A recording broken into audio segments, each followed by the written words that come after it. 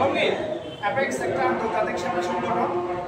লাইকেস, lion club, rotary club, Leo club, এগুলো অনেকের নাম আছে। এখানে সবাই পত্রিকা লেখালেখি করে। লায়ন ক্লাব, রোটারি ক্লাব এগুলো ব্যাপক নিউজ হয়। এইরকম একটা ইন্টারন্যাশনাল ক্লাব হচ্ছে কিছু, লায়ন ক্লাব হচ্ছে আমেরিকা বেস, আর রোটারি ইউরোপিয়ান বেস, আর আমাদের অ্যাপেক্সটা হচ্ছে অস্ট্রেলিয়ান বেস। অর্থাৎ এক একটা ইন্টারন্যাশনাল ক্লাব এক এক বেল্ট, আমাদের অস্ট্রেলিয়ান বেল্ট। এবং অ্যাপেক্স বাংলাদেশে 150টি ক্লাব আছে। এই 50টি ক্লাব সারা বাংলাদেশ ব্যাপী সেবা কার্যক্রম করে। তো সেবা কার্যক্রম কীভাবে করে? কোনো ফান্ড আমাদের কিন্তু আসে না। আমাদের প্রত্যেকটি ক্লাবের কার্যক্রম আমরা নিজেরাই সেলফ ফান্ডে কিন্তু কী করি, কার্যক্রম পরিচালনা করি। যেমন অ্যাপেক্স ক্লাব অফ পটিয়ার আগামীকালকের একটা এতিমখানার মধ্যে অনগ্রসর এবং দুর্বল ছাত্রছাত্রীদের মধ্যে ব্যাগ বিতরণ কর্মসূচি আছে। তাহলে এই ব্যাগ বিতরণ কর্মসূচির টাকাটা কিন্তু আমরা যারা সদস্য আছি আমরাই দিব। এরকম পুরো বাংলাদেশের 150টি ক্লাব আছে। এই ক্লাবগুলো কার্যক্রম পরিচালনা করছে ক্লাবের ফান্ডের টাকা দিয়ে। আবার এই ক্লাবের সদস্যদের ন্যূনতম যোগ্যতা হচ্ছে গ্রাজুয়েট। আবার এখান থেকে যারা ক্লাব করবে, ক্লাব থেকে ক্লাবের বোর্ডে প্রেসিডেন্ট হয়, প্রেসিডেন্টের বোর্ডে ডিস্ট্রিক্ট গভর্নর হয়, ডিস্ট্রিক্ট গভর্নর সহ প্রেসিডেন্টের বোর্ডে আমাদের ন্যাশনাল প্রেসিডেন্ট হয়। মানে ন্যাশনাল একটা টিম আছে। আমাদের টোটাল টিমটা হচ্ছে একটা ন্যাশনাল, একটা ডিস্ট্রিক্ট, আর একটা হচ্ছে ক্লাব লেভেল, তিনটা পর্যায়ে। ন্যাশনাল লেভেলটা হচ্ছে পুরো বাংলাদেশ নেতৃত্ব দিবে, আর ডিস্ট্রিক্ট লেভেলটা হচ্ছে 9টা ডিস্ট্রিক্ট আছে আমাদের, চট্টগ্রাম, ঢাকা 2টা, খুলনা, বরিশাল, সিলেট, এরকম দিনাজপুর, এই অঞ্চলগুলোতে।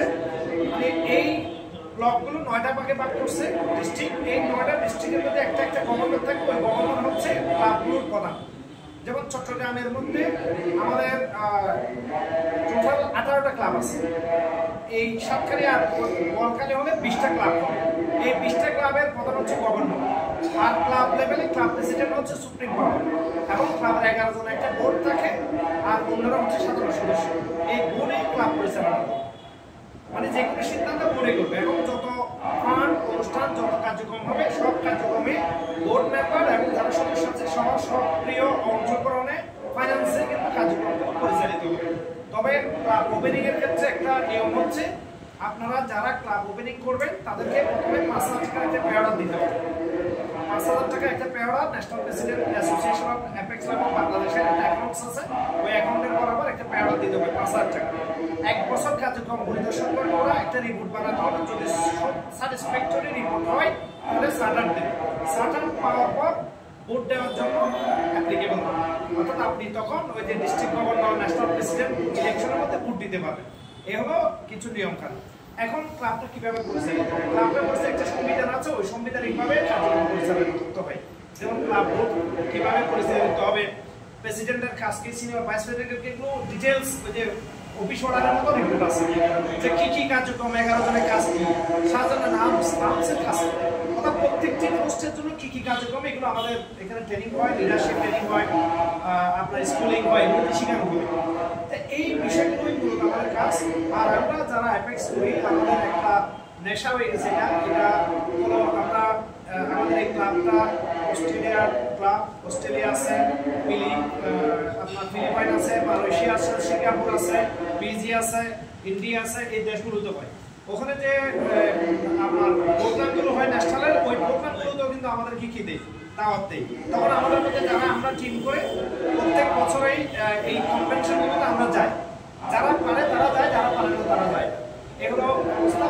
সর্বোপরি একটা বিষয় হচ্ছে আমরা এই ক্লাবটা কেন করি? আত্মসন্তুষ্টির জন্য। যেমন এখন একটু আগে বলেছে, আমরা এখানে কিন্তু 12-14 জন আছি। আমরা যদি আজকে 100 টাকা দিই, 1200 টাকা হবে। আমরা 1200 টাকা দিয়ে কিন্তু ব্যাস ক্লাবের জন্য একটা কি দিতে পারি, একটা কার্পেট দিতে পারি, পানি ফিল্টার দিতে পারি, অথবা 200 দিলে 2400 টাকা উঠবে। 2400 টাকা দিয়ে কিন্তু একটা ফ্যান কিনে দিতে পারি। ব্যাস ক্লাব এক্সাম্পল দিলাম। এটা আমরা প্রাইভেট স্কুলের জন্য করতে পারি, বা কিছু ফুলের টপ দিতে পারি, অথবা অনেক কিছু পরিবেশ স্টুডেন্ট আছে তাদের ড্রেস নাই, ব্যাগ নাই, অথবা খাতা কলম নাই। তার বাৎসরিক একটা বছরের জন্য আমরা 5 জন স্টুডেন্টকে খাতা কলম দিয়ে দিলাম। এসএসসি পরীক্ষার মধ্যে তারা কি করতে পারলো না, তারা রেজিস্ট্রেশন করতে পারছে না, তারা শিক্ষা ফি দিতে পারছে না, তাদেরকে আমরা শিক্ষা ফি দিয়ে দিলাম। অর্থাৎ আমরা আপনার প্রত্যেকটি পরিকল্পনা, আপনার মনের মধ্যে যে কাজগুলো আছে, যে পরিকল্পনাগুলো আছে মানুষের জন্য কাজ করার, এই পরিকল্পনাগুলো আপনি ক্লাবের মাধ্যমে ইমপ্লিমেন্টেশন করতে পারবেন। এটাই হচ্ছে ক্লাব। যেমন অ্যাপেক্স ক্লাব একটা এমন একটি সংগঠন, ইন্টারন্যাশনাল সংগঠন, যেখানে আপনি আপনার সামর্থ্যের বাইরে যদি কোনো প্রজেক্ট নেন, এই প্রজেক্টটা বাস্তবায়ন করার জন্য অ্যাপেক্স বাংলাদেশের পুরো টিম আছে। যেমন আমাদের পাশে, আপনাদের পাশে কোটি আছে, এদিকে পাশাপাশি বারোই আছে, আপনার সাতখানি হচ্ছে এখন দোয়াদারি, চকরি আছে, বান্দরবন আছে, Chattogram city, green city, Chattogram সিটিতে অনেকগুলো ক্লাব আছে। এই ক্লাবগুলোকে সম্পৃক্ত করে কিন্তু আপনারা কার্যক্রম পরিচালনা করতে পারবেন। যদি মনে করেন যে আমাদের এখানে বড় ফান্ড লাগবে, তখন আপনারা বড় ফান্ডটা প্রস্তাব দিলে এই সার্বজনীন প্রকল্পের মাধ্যমে, ফান্ডের মাধ্যমে এটা করা যায়।